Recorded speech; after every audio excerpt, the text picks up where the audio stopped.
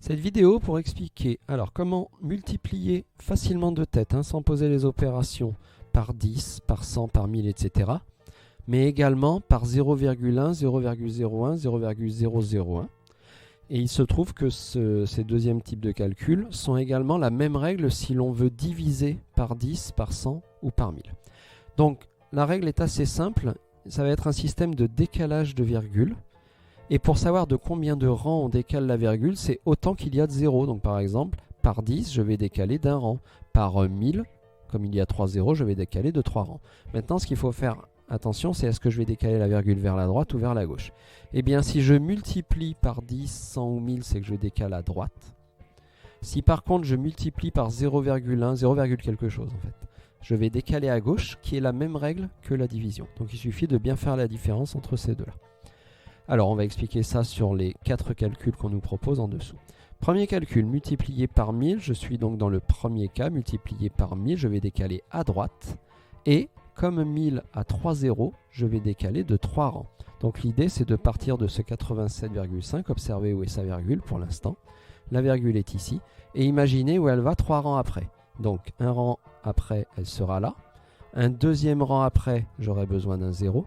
Et un troisième rang après, j'aurai besoin d'un autre 0. Maintenant, je vais enlever les virgules qui m'ont servi à chercher ça. Là, la virgule qui était au départ, on voit qu'elle est là. Elle est venue se mettre 1, 2, 3 rangs à droite. C'est bien ce que je voulais. Et là, maintenant, le résultat que j'obtiens, finalement, comme la virgule est à la fin et qu'il n'y a pas d'autres chiffres, c'est un nombre entier. Donc, je peux l'enlever. Et ça me donne 87 700.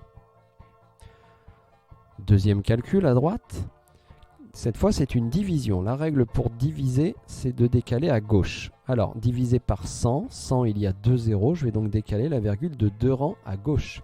Oui, mais le nombre 98 n'a pas de virgule. Eh bien si, un nombre entier a une virgule, mais que l'on ne voit pas, qui est toujours derrière le dernier chiffre. Donc j'ai en fait ce nombre-là.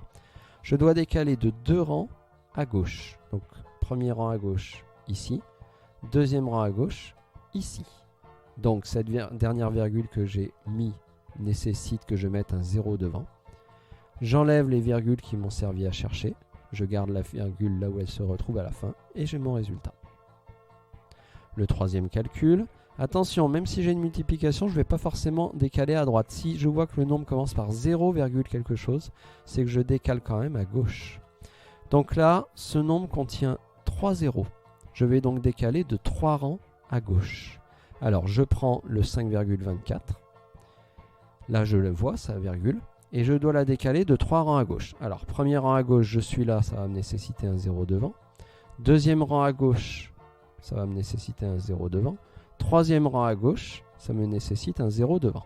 Si j'enlève les virgules qui m'ont servi à chercher, j'obtiens ce nombre-là. La virgule était au départ derrière le 5. 1, 2, 3 rangs à gauche, c'est bon. Dernier calcul, multiplié par 10 000. Donc là, on est retour sur la première règle. Je décale à droite. Et là, 10 000 contient 4 zéros. Je vais donc décaler de 4 rangs à droite. Alors, je pars déjà du nombre que l'on m'a donné. La virgule est ici. Je décale de 4 rangs à droite. Premier rang. Deuxième rang. Troisième rang. Et le quatrième rang qui va me nécessiter un 0. Voilà. La virgule était ici au départ. 1, 2, 3, 4 rangs. J'enlève les virgules qui m'ont servi à chercher. Et j'obtiens ceci. Alors la petite particularité, c'est un nombre entier, vu que la virgule est à la fin, donc je peux l'enlever.